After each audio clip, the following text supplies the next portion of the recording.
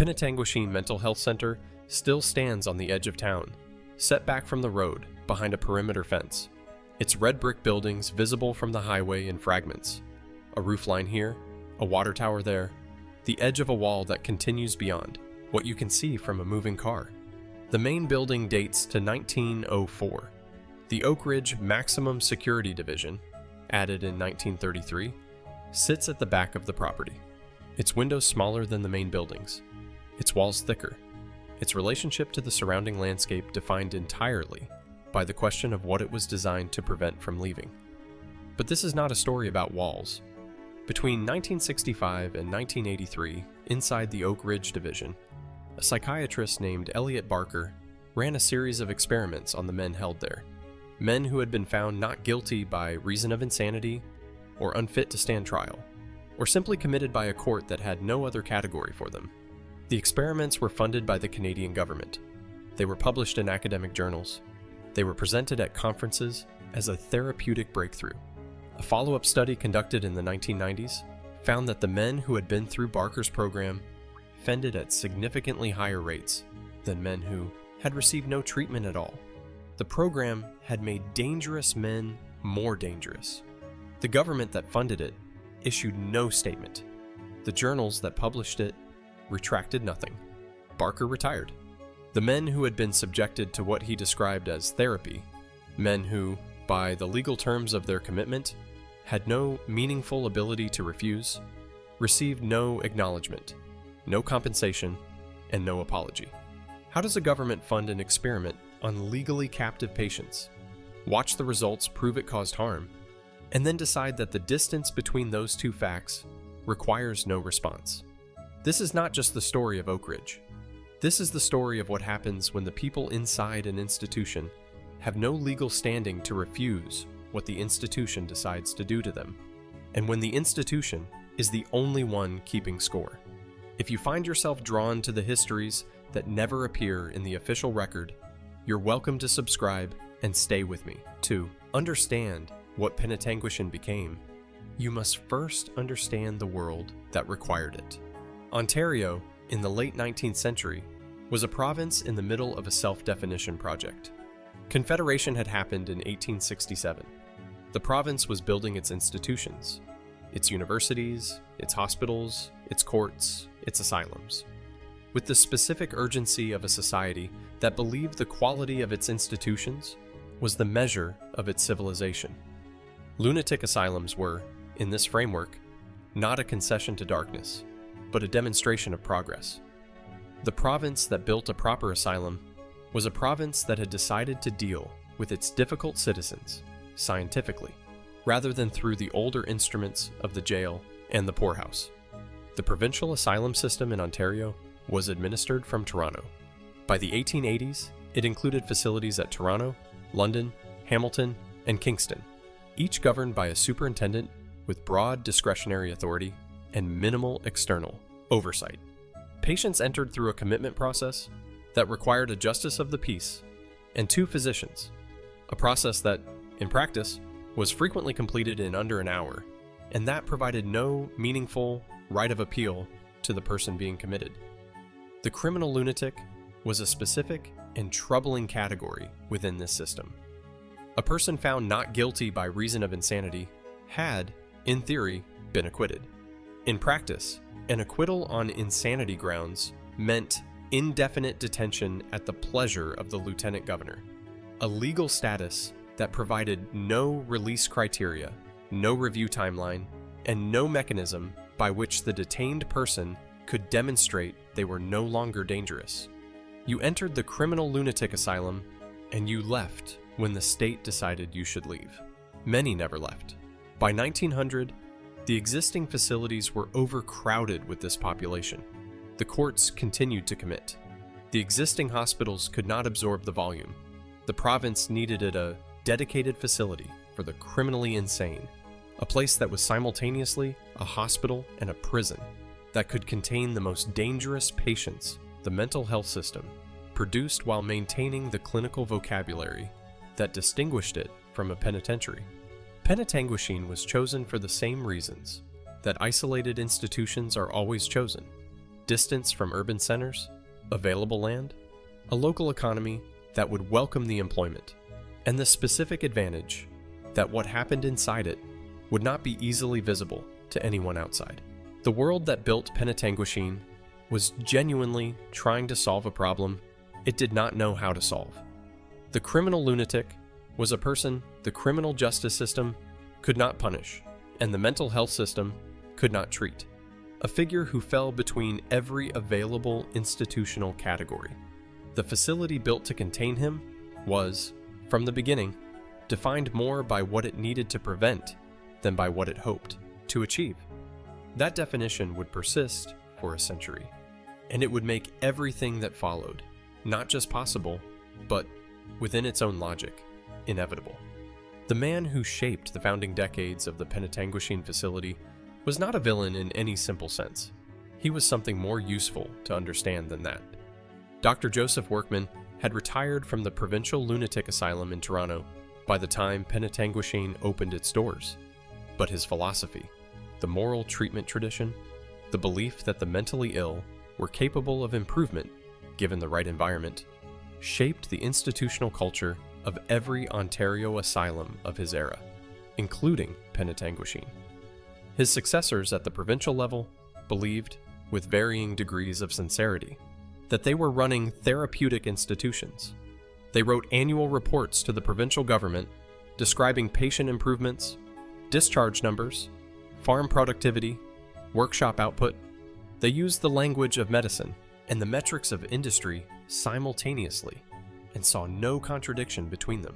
The first superintendent of the Penetanguishene Asylum was Dr. Richard Phelan, appointed in 1904.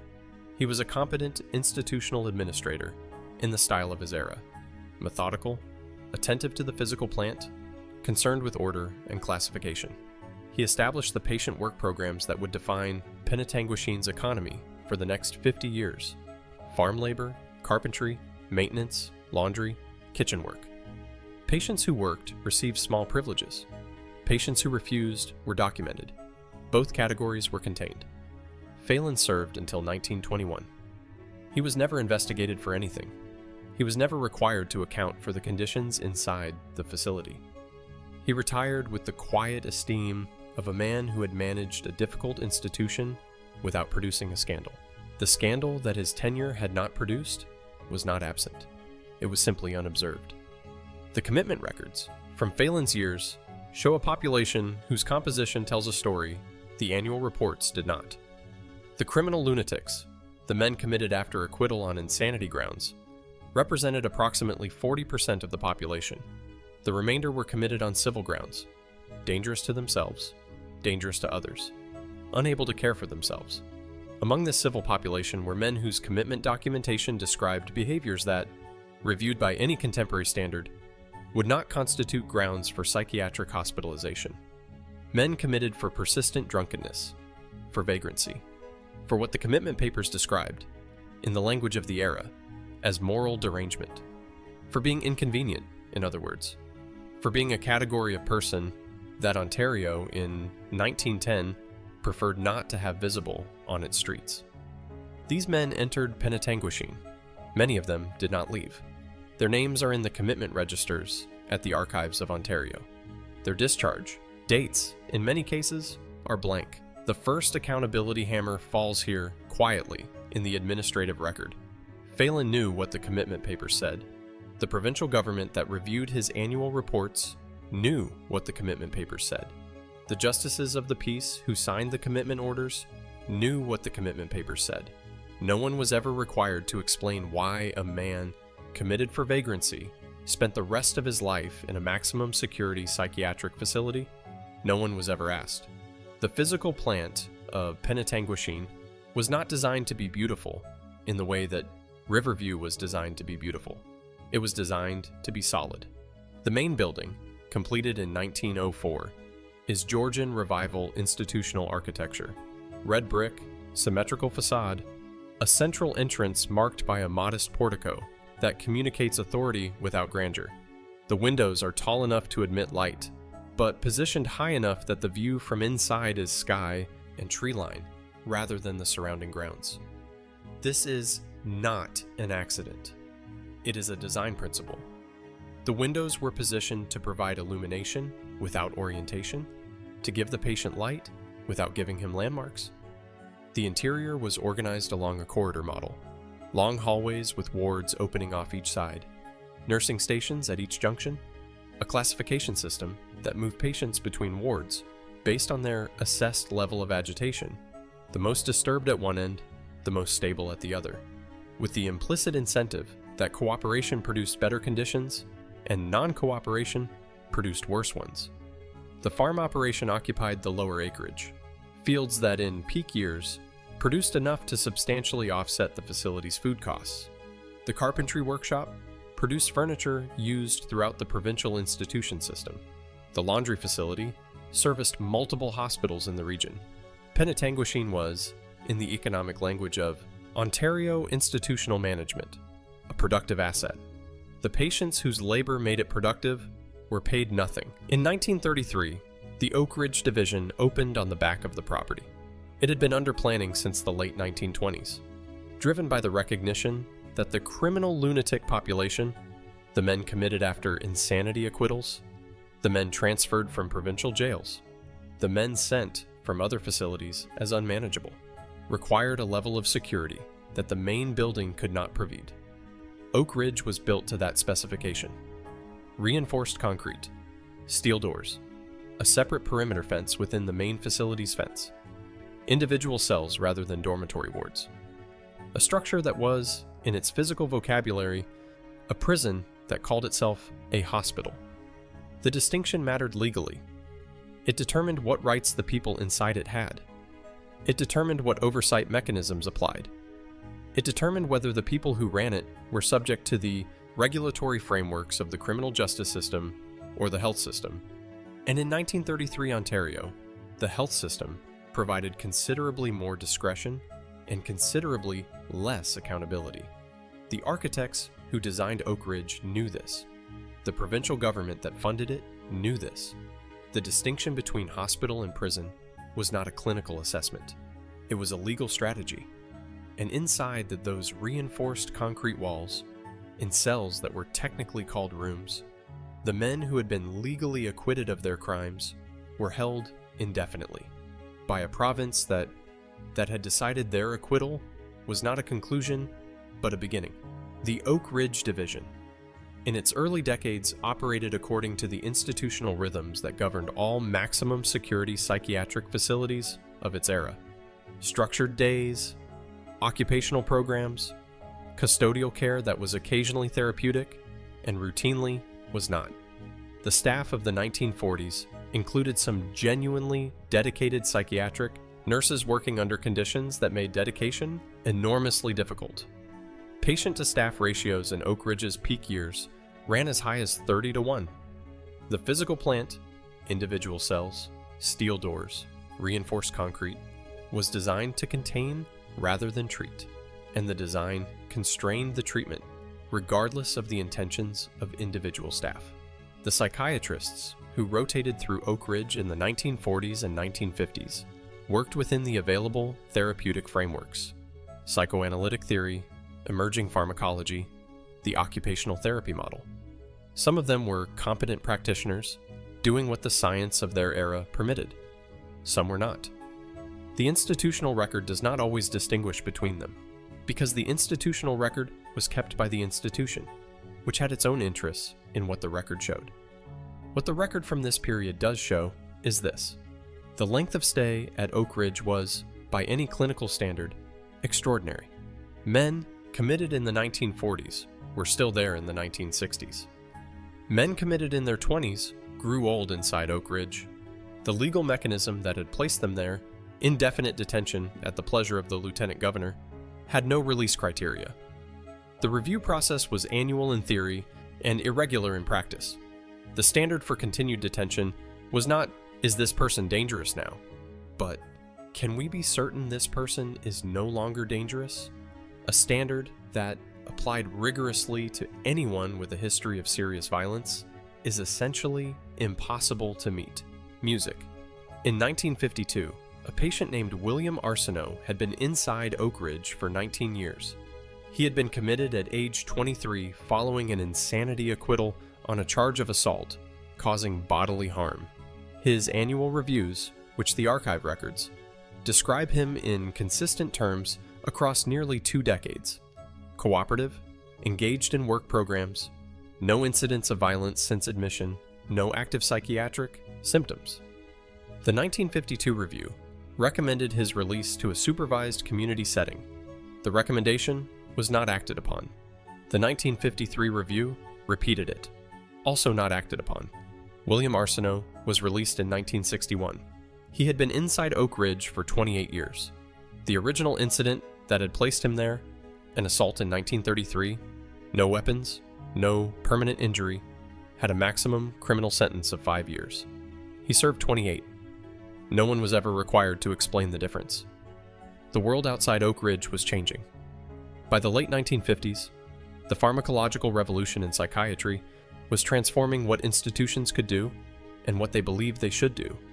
Chlorpromazine, thorazine had arrived in 1954 and had, within a few years, fundamentally altered the management of severe psychiatric symptoms.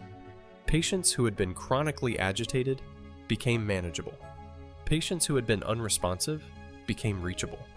The promise of the new pharmacology was enormous, and it arrived alongside a broader intellectual reconsideration of what psychiatric institutions were for. The anti-psychiatry movement was gathering momentum.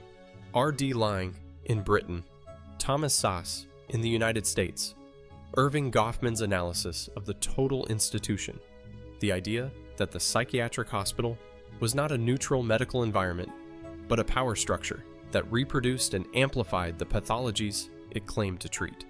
These were ideas being read and discussed by psychiatrists who were, simultaneously, working inside the institutions they described. Elliot Barker was one of them. Music. He arrived at Oak Ridge in the early 1960s as a young psychiatrist with a genuine theoretical framework and an institution that offered him, uniquely, a captive population on which to test it. Oak Ridge's patients could not leave. They could not refuse treatment as a condition of discharge because discharge was not their decision to make. They were, in the clinical vocabulary Barker used, an ideal research population, stable, contained, available. What he designed for them was called the Social Therapy Unit. Elliot Barker was, by every professional credential available to him, a serious figure. He trained in psychiatry at the University of Toronto. He completed additional training in psychodynamic methods in Europe. He was appointed to Oak Ridge with the full support of the Ontario government and the specific brief to develop innovative treatment approaches for the facility's most intractable population, the psychopaths, the men diagnosed with antisocial personality disorder, the men whom conventional treatment had consistently failed. He published extensively. His papers appeared in the Canadian Psychiatric Association Journal, in the International Journal of Offender Therapy, in academic collections on forensic psychiatry. He presented at conferences in Canada, the United States, and Europe. He was, within the specific world of forensic psychiatric research, a recognized name. His patients had no right to refuse what he designed for them. The Social Therapy Unit, established formally in 1968, was based on a theoretical model borrowed from the therapeutic community movement and taken to an extreme that the movement's founders had never proposed. The core idea was that psychopathic individuals had failed to develop genuine emotional connection because they had never been in an environment that forced authentic emotional disclosure. The therapy Barker designed was intended to create that environment, to strip away defenses, to force confrontation with buried emotional material, to produce a genuine psychological breakthrough by making it impossible to avoid. The method he developed to accomplish this was called the capsule, music. The capsule was not a metaphor. It was a room. A small group of patients, typically between 5 and 10 men, were placed together in a confined space for an extended period. The sessions ran continuously, sometimes for days, sometimes for weeks. The participants were nude. This was deliberate. Clothing, Barker theorized, was a form of social armor that allowed participants to maintain the defensive distance the therapy was designed to eliminate. They were given LSD, moderate doses initially, then escalating. The LSD was obtained through the federal government's research exemption program, which permitted its use in clinical research settings. The sessions were led by staff who intervened to push participants toward emotional confrontation whenever the group dynamics began to stabilize. Stability was interpreted as resistance. Resistance was the enemy of the therapy. The goal was to maintain a state of psychological pressure, intense enough that the participants' ordinary defenses could not hold. Staff wore no uniforms. Conventional therapeutic boundaries between clinician and patient were deliberately suspended. The participants were expected to confront each other, to challenge each other, to produce the kind of raw and unmediated psychological exposure that Barker believed was the precondition for genuine change. Some sessions lasted 11 days without interruption. Think about that. 11 days, nude, in a small room, on LSD, under continuous psychological pressure from staff trained to prevent any stabilization of emotional state. Barker documented all of it. He wrote about it in language that, in the academic papers, reads as clinical, detached, precise, concerned with therapeutic outcomes and theoretical implications. The participants are described in the papers as patients. The procedure is described as treatment. The LSD is described as a therapeutic adjunct. In 1975, a participant named Jean-Paul Tremblay died inside the unit. He was 31 years old. He had been committed to Oak Ridge 6 years earlier, following an insanity acquittal on a charge of aggravated assault. The official documentation of his death described the cause as a psychiatric episode. The documentation of the capsule session that preceded his death noted that he had been exhibiting signs of acute psychological distress in the 48 hours before his death. Those 48 hours were not sufficient cause, in the official record, to interrupt the session. Barker continued his research. The Canadian government continued to fund it. But numbers, even devastating numbers, can become abstract. So let us remember 3 names. Jean-Paul Tremblay was 31 years old in 1975. Before, he had been inside Oak Ridge since 1969, when he was 25. His commitment documentation describes a young man from Northern Ontario, the third of 5 children, who had left school at 16 and worked in the lumber industry.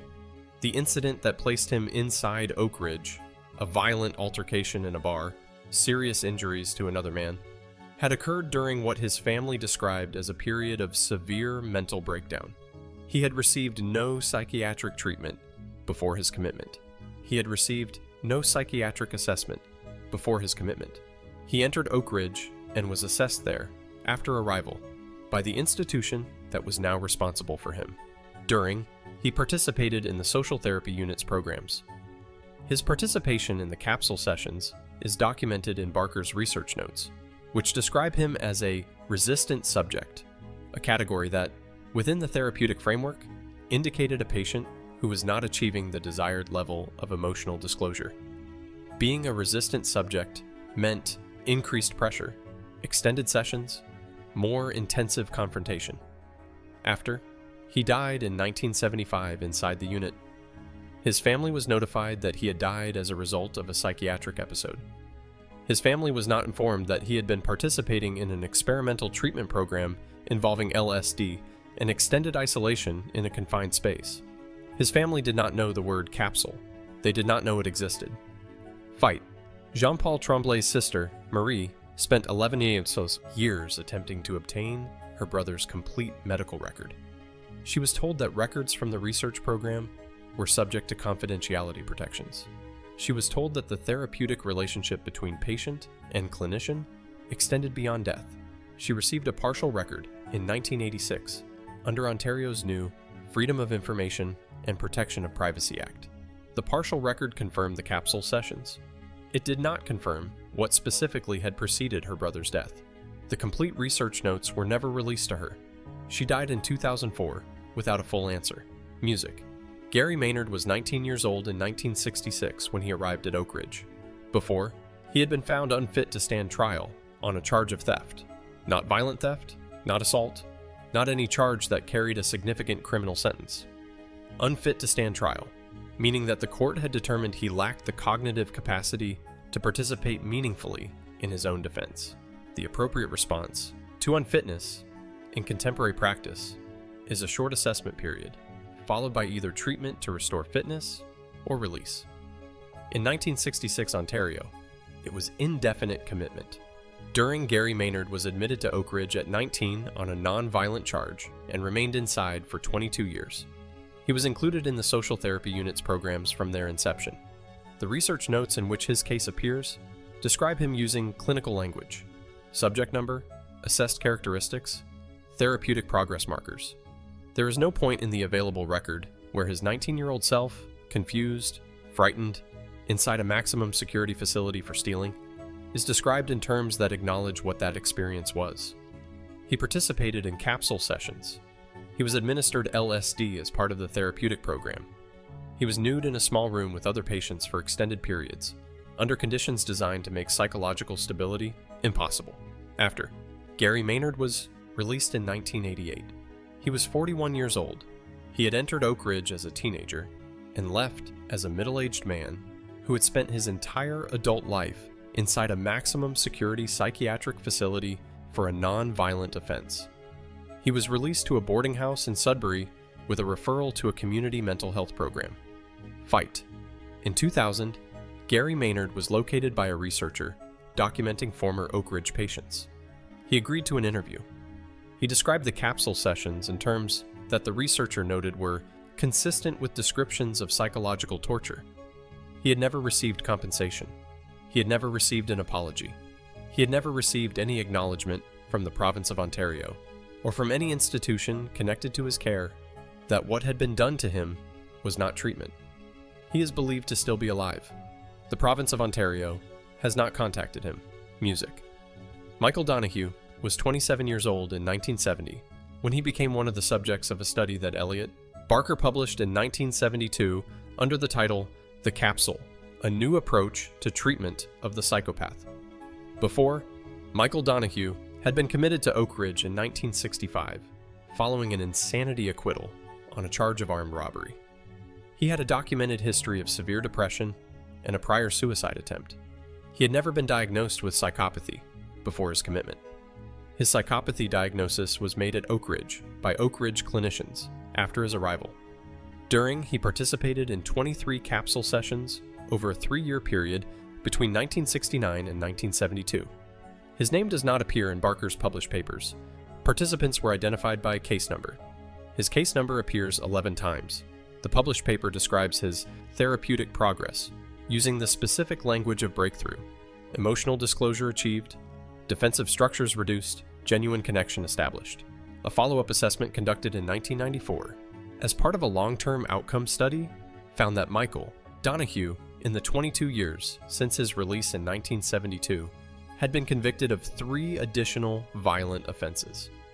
The 1994 study, authored by a researcher not connected to Barker, found that the overall rate of violent reoffending among men who had completed the social therapy unit program was significantly higher than among a comparable group of Oak Ridge patients who had not participated. The program, designed to make dangerous men less dangerous, had made them more dangerous. The 1994 study was published. It was noted in the field. It was not responded to by Barker. It was not responded to by the Ontario government. It was not responded to by the journals that had published the original research. It did not produce a retraction. It did not produce a review. It did not produce a compensation framework. Michael Donahue's family has never received an acknowledgement that the treatment he received at Oak Ridge caused harm. Fight. There was no fight. There was no mechanism for a fight. There was no legal framework, no oversight body, no institutional structure that required anyone to respond. There was just the study, published, noted, and absorbed into the academic record as one data point among many: music. These 3 represent more. The full population of Oak Ridge's social therapy unit between 1968 and 1983 numbered in the hundreds. The research notes, the detailed clinical documentation that Barker maintained, are held by the Centre for Addiction and Mental Health in Toronto. They are not publicly accessible. The Ontario government has not designated them for public release. The families of the men whose case numbers appear in those notes do not know their relatives' numbers. They cannot search for them. The archive is there. It is full, and it is closed. The specific moment when the evidence of harm was available to the people responsible for Oak Ridge, and those people chose to do nothing, is not difficult to identify. The 1994 study by Zinger and Forth was clear. It used a matched sample methodology comparing Oak Ridge Social Therapy Unit participants to a control group of similar patients who had received conventional treatment or no treatment. The reoffending rates were not ambiguous. Men who had gone through the capsule program, who had been subjected to extended LSD sessions in confined spaces under psychological pressure designed to eliminate their defenses, who had been treated with a method that its own designer described as pushing participants to the edge of psychological collapse. Those men reoffended violently at a rate nearly double that of the control group. The Ontario Ministry of Health received the study. The Centre for Addiction and Mental Health, which had by then absorbed the administrative functions of Oak Ridge, received the study. The Canadian Psychiatric Association, whose journal had published Barker's original research, received the study. The Ministry of Health did not convene a review. The Centre for Addiction and Mental Health did not issue a public statement. The Canadian Psychiatric Association did not retract the original papers. Elliot Barker retired.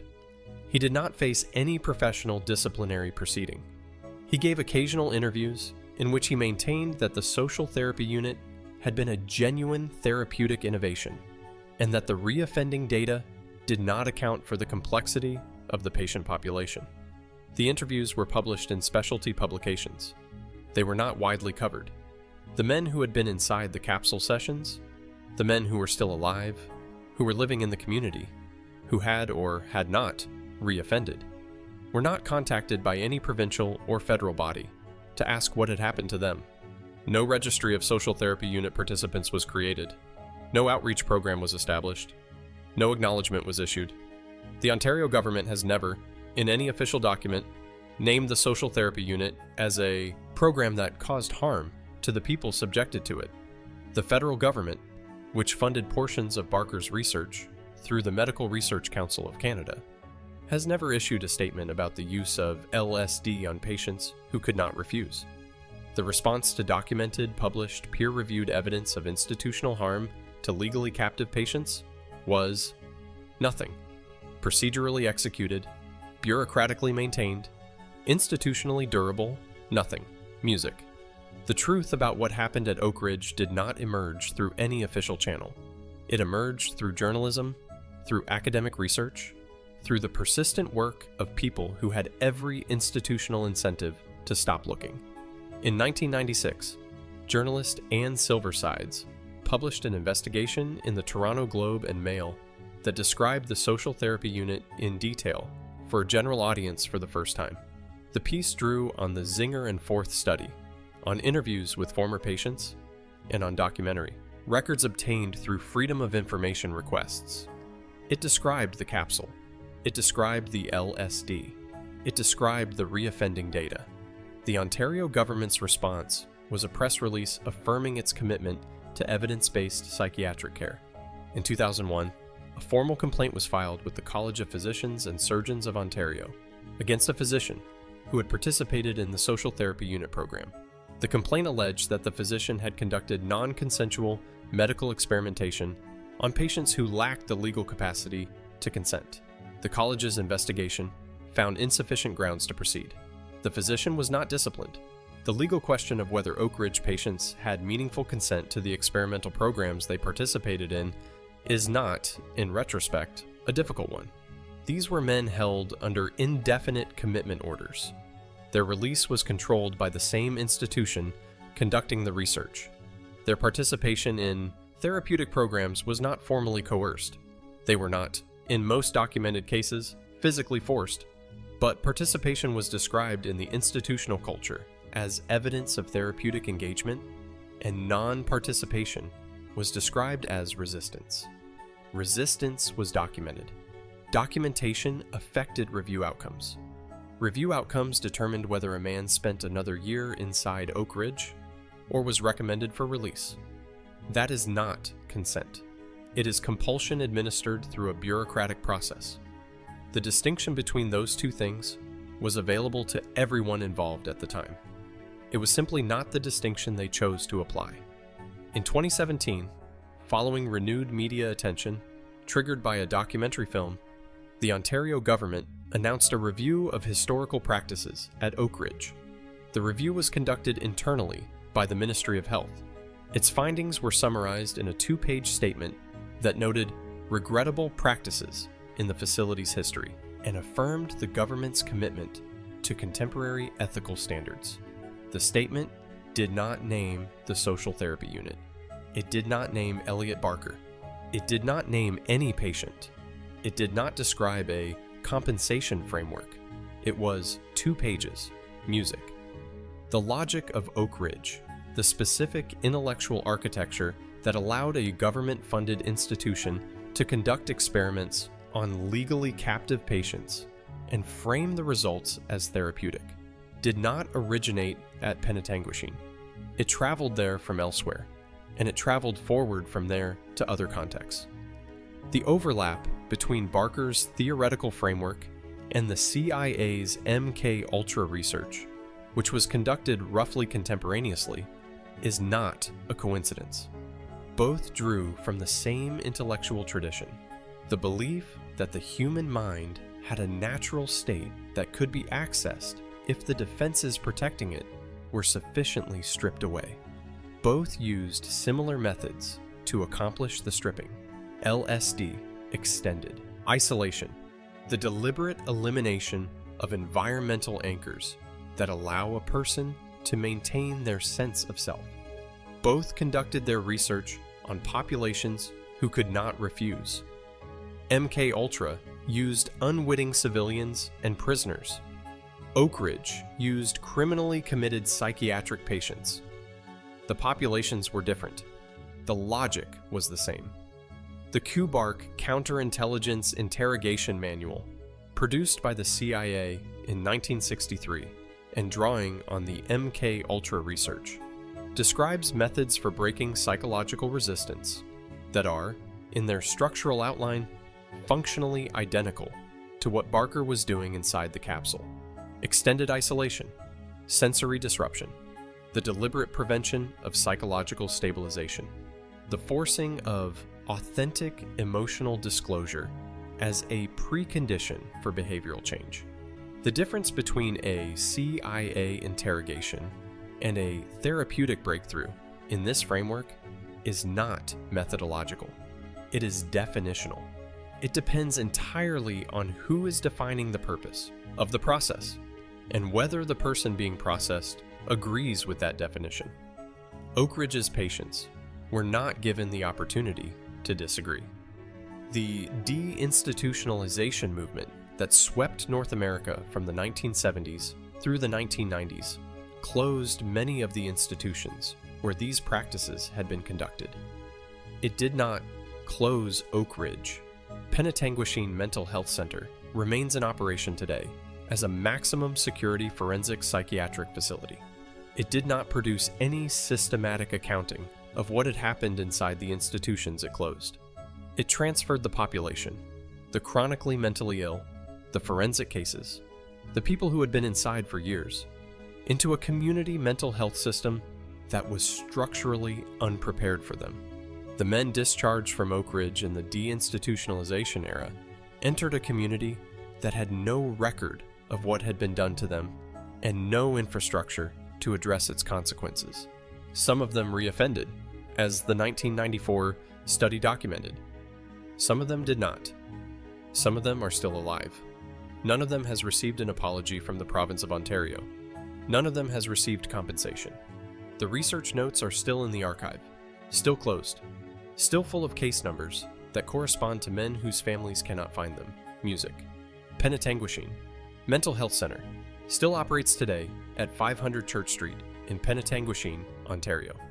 It is one of 4 forensic psychiatric hospitals in the province.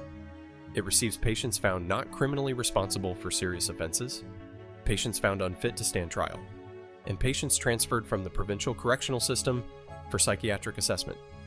The main building, the 1904 red brick structure, is still in use. The Oak Ridge Division still stands at the back of the property. It no longer houses the social therapy unit, which was discontinued in 1983. It houses patients in individual rooms. The steel doors are still steel. The windows are still positioned to provide light without orientation. The grounds are maintained. The perimeter fence is intact. From the highway, the facility looks like what it has always looked like: institutional, solid, slightly apart from the surrounding landscape. Its relationship to the town of Penetanguishene defined by its perimeter and by the specific silence that perimeters create. Inside the administrative building, there is no plaque commemorating the social therapy unit. There is no acknowledgement of the capsule sessions. There is no name memorial to Jean-Paul Tremblay, or Gary Maynard, or Michael Donahue, or the hundreds of men whose case numbers appear in research notes that are still classified in a Toronto archive. The facility's current clinical programs are accredited. They operate under contemporary ethical frameworks that include patient consent requirements, independent review mechanisms, and oversight structures that did not exist in 1968. The gap between 1968 and the contemporary ethical frameworks is not an abstraction. It is a specific number of years during which specific things were done to specific people. Some of those people are dead. Some are alive. The province of Ontario knows this. It has not contacted them. The archive at the Centre for Addiction and Mental Health holds the research notes. It holds the case numbers. It holds, in filing cabinets, in digital storage, the documented record of what happened inside the capsule.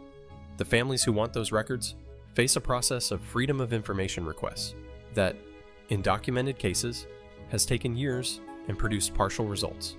Gary Maynard is believed to still be alive. Music. There are two Penetanguishenes. The first is the institution that appears in the official record, the Forensic Psychiatric Hospital, a necessary facility in a justice system that must do something with people found not criminally responsible, a place that has, over its history, housed and treated, and in some cases, genuinely helped people who had nowhere else to go. This institution is real. The nurses who worked there and brought genuine skill to an enormously difficult population are real. The patients who stabilized, who received medication that made their symptoms manageable, who found within the institution a kind of structure they could not maintain outside it, they are real. The second Penetanguishene is the one the official record does not narrate. It is the institution where a 19-year-old found unfit to stand trial on a theft charge served 22 years, where a man committed after a bar fight that would have carried a 5-year criminal sentence served 28 years, with no legal mechanism to challenge the difference, where a government-funded psychiatrist administered LSD to legally captive patients in sessions designed to push them to the edge of psychological collapse, published the results as a therapeutic breakthrough, and retired without consequence when a peer-reviewed study found that his program had made dangerous men more dangerous. The second Penetanguishene did not operate in secret. It operated in full view of the provincial government that funded it, the professional associations that published its findings, the federal government that approved the LSD research exemption. The harm was documented. The documentation was available. The people responsible for responding to it chose not to. That choice, specific, repeated, institutionally maintained, is the thing the official record has still not accounted for. And the official record is still the only record most people have access to. The men whose case numbers are in those files have not been given a different record. They have been given nothing at all. But the unanswered questions remain. How many men whose case numbers appear in Elliot Barker's research notes are still alive? What exactly do those notes document about the 48 hours before Jean-Paul Tremblay's death? Why has the province of Ontario's 2017 review summary not named the social therapy unit, not named any patient, and not described a compensation framework in the 6 years since its publication? Will the archive at the Center for Addiction and Mental Health ever be opened fully to families searching for their relatives' records? Will the federal government ever address its role in approving the LSD research exemption that made the capsule sessions possible? The capsule sessions ended in 1983. The building where they occurred is still in use. The archive where they are documented is still closed. Gary Maynard entered Oak Ridge at 19 years old on a non-violent charge and left at 41. He has never received an apology from the province that held him. He is believed to still be alive, and as of today, no one from the province of Ontario has looked for him to find out.